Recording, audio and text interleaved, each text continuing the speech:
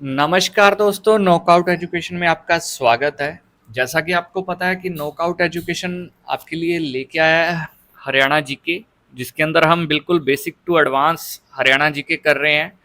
और उसी क्रम के अंदर आज की हमारी ये वीडियो रहेगी, जिसके अंदर हम प्रमुख अभिलेखों से शुरू करेंगे और आगे कुछ छोटे छोटे और टॉपिक है वो इसमें कवर करेंगे। तो शुरू करने से पहले जो स्टूडेंट इस चैनल पे नए जुड़े हैं तो उनसे मेरी रिक्वेस्ट है कि चैनल को सब्सक्राइब करें और आने वाली वीडियोस के नोटिफिकेशन के लिए बेल आइकन को प्रेस करें। तो चलिए शुरू करते हैं। सबसे पहले हम बात करते हैं प्रमुख अभिलेखों की। तो प्रमुख अभिलेखों में जो हरियाणा राज्य का अभिलेखागार है वो कहाँ है? पंचकुला के अंदर। उसके बाद हरियाणा में क्षेत्रीय अभिलेखकारों की जो स्थापना हुई थी वो हुई थी 1976 में अंबाला और हिसार के अंदर। और राज्य का सबसे प्राचीन अभिलेख कौन सा है? ये है टोपरा का अभिलेख। और टोपरा के अभिलेख की लिपि और भाषा की बात करें तो जो टोपरा का अभिलेख है उसकी लिपि और भाषा, इसकी बात करें ब्रह्मी तो इसकी लिपि है और भाषा प्राकृत है इसकी।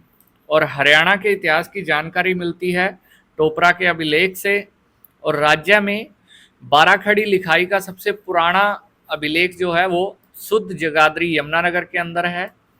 और राजा भोज राज का अभिलेख मिलता है कहाँ से? ये मिलता है पेवा कुरुक्षेत्र से। और अभिलेख से पता चलता है कि हरियाणा की राजधानी दिल्ली थी। ये किस अभिलेख से पता चलता है? ये पता चलता है लाडनू अभिलेख से। और पृथ्वीराज द्वितीय का अभिलेख कहाँ से मिला है? तो ये मिला है हांसी से। कहाँ से? हांसी से। और सिरसा अभिलेख से किस समुदाय के बारे में जानकारी मिलती है? तो ये मिलती है पशुपति संप्रदाय के बारे में। ठीक है, अब मेनली इसको रिपीट कर देते हैं कि हरियाणा राज्य का अभिलेखागार कहाँ स्थित है? ये है पंचकुला के अंदर। और जो क्षेत्रीय अभिलेखागार हैं उनकी स्थापना की गई थी 1976 में, जो कि अंबाला और हिसार के अंदर हैं। और राज्य का सबसे प्राचीन जो अभिलेख है वो टोपरा का अभिलेख है। और टोपरा अभिलेख की लिपि और भाषा की बात करें तो ब्रह्मी इसकी लिपि है और भाषा इसकी प्रकृत है। और हरियाणा के इतिहास की जानकारी मिलती है टोपरा के अभिलेख से। और राज्य में बाराखड़ी लिखाई का सबसे पुराना अभिलेख जो है वो है शुद्ध जगाधरी यमुनानगर के अंदर। और राजा भोज राज का अभिलेख कहाँ से मिलता है? ये मिलता है पेवा कुरुक्षेत्र से। और किस अभिलेख से पता चलता है कि हरियाणा की राजधानी दिल्ली थी? तो ये पता चलता है लाडनू अभिलेख से। और पृथ्वीराज द्वितीय का अभिलेख मिला है कहाँ से? हांसी से। और सिरसा अभिलेख से किस समुदाय के बारे में जानकारी मिलती है? ये मिलती है पशुपति संप्रदाय के बारे में।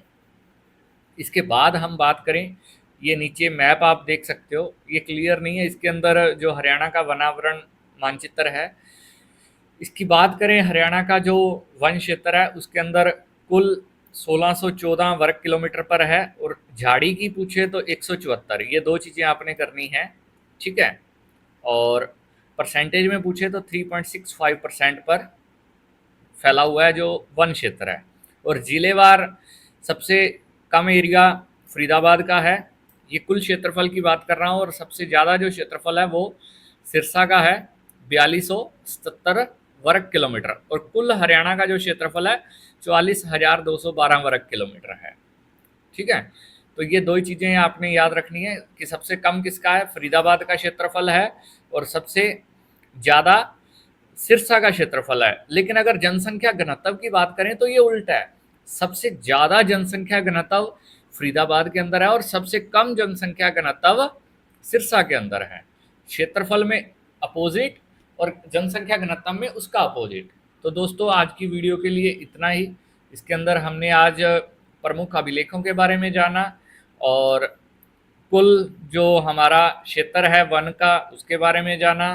और किस जिले का सबसे ज़्यादा क्षेत्रफल है और कितना है, तो ये हमने जाना। सिरसा का 4277 वर्ग किलोमीटर है। और जो फरीदाबाद है उसका कितना है? 741 वर्ग किलोमीटर। लेकिन जनसंख्या घनत्व फरीदाबाद में सबसे ज़्यादा है हरियाणा में और सबसे कम सिरसा में है। और हरियाणा का जो कुल क्षेत्रफल है वो 44,212 वर्ग किलोमीटर है। तो दोस्तों आज की वीडियो के अंदर इतना ही, मिलते हैं अगली वीडियो में अगले टॉपिक के साथ। तब तक के लिए जय हिंद, जय भारत।